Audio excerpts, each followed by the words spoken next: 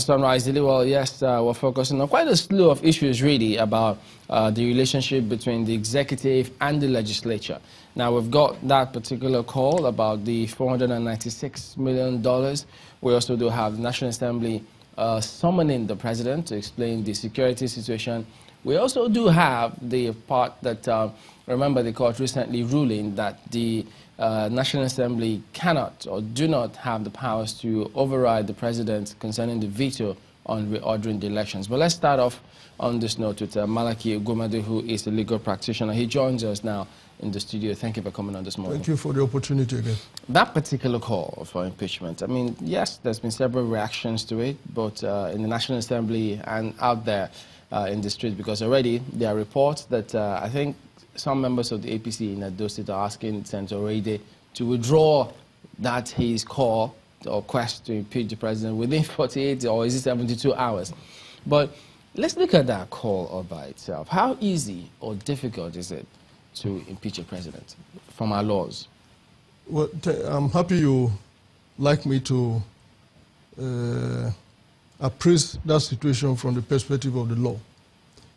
First is to acknowledge that it is gratifying that the legislature is vigilant with respect to the business of government and their responsibility to check the possible excesses of the executive. Can this be described as foisted vigilance or willing vigilance? If I dwell in that, you will remove me from the law. Let me go back to the law, perhaps as okay, I finish treat up it. Yeah. The law. Now, I've made that preliminary statement because vigilance, as we say, is the eternal price that we must pay for the liberty we have, including democracy, including rule of law, including fair play. However, even the National Assembly must do well to moderate their proclivities towards impunity. The tendency to operate with impunity also undermines the gospel they are trying to preach. How do I mean? The section that the distinguished senator urged the president of the Senate to invoke starts with a very simple procedure. And it insists, I'm talking of section 143 of the Constitution, which deals with the removal of the president, including the vice president, the result of which leads to impeachment.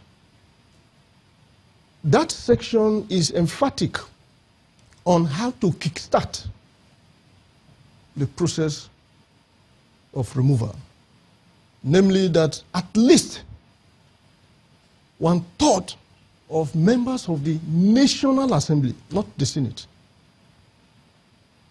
and not sitting members, 1/3 of that should or may have written a notice to the President of the Senate alleging, as you continue, issues bordering on gross misconduct and so on and so forth. But do you think that particular part you mentioned, is it feasible? Do you think that we can have that kind of situation at all? Well, there is a popular maxim in law, which we are not just being taught, which we experience. It says, lex not impossibilia.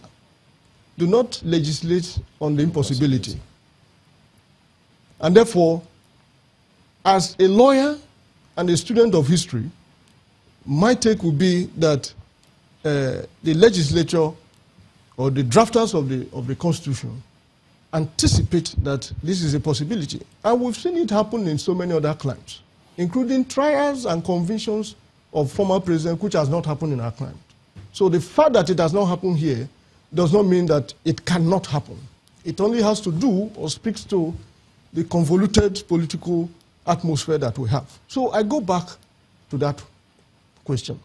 You see, I think it should be condemned outrightly.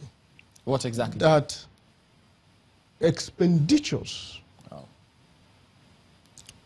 not just any other expenditures running into these millions of dollars that we hear about. And it's not a Buhari thing. The trio of Obasanjo, Yaradua, and Jonathan, as we are gathering, spent over ₦1 trillion without appropriation. The fact that they did that does not mean this one must continue, because what it means is that we're following a precedent already laid. But we understand that there were exigencies of the moment. And those exigencies had to do with the challenges that the government have had to encounter regarding the insecurity, provision of hardware to tackle the insecurity in the country.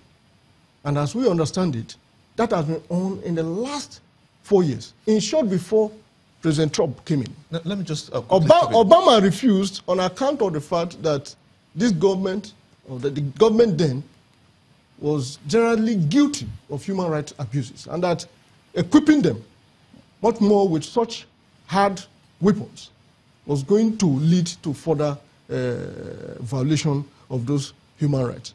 But, Gimba, I was going to emphasize on the culture of impunity of the National Assembly.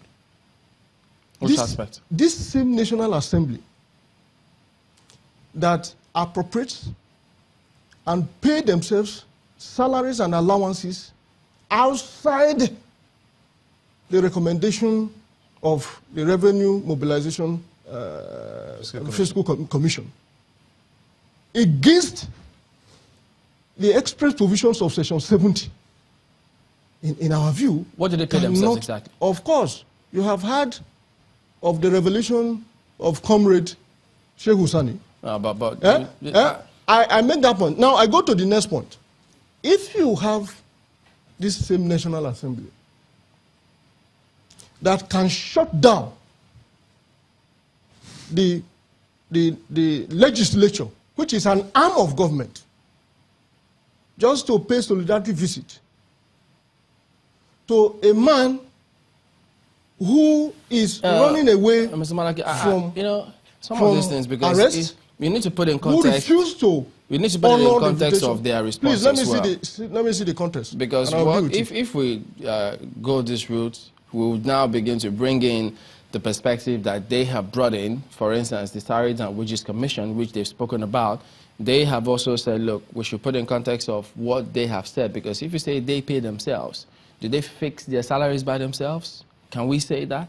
No. The Constitution does not just talk about salaries. The Constitution talks about salaries, remunerations, and... I get the point, but we can just dedicate a program and we can adequately tackle that. Okay, but I was leading to the point, I was emphasizing, using those specific examples, just as I have mentioned the second one.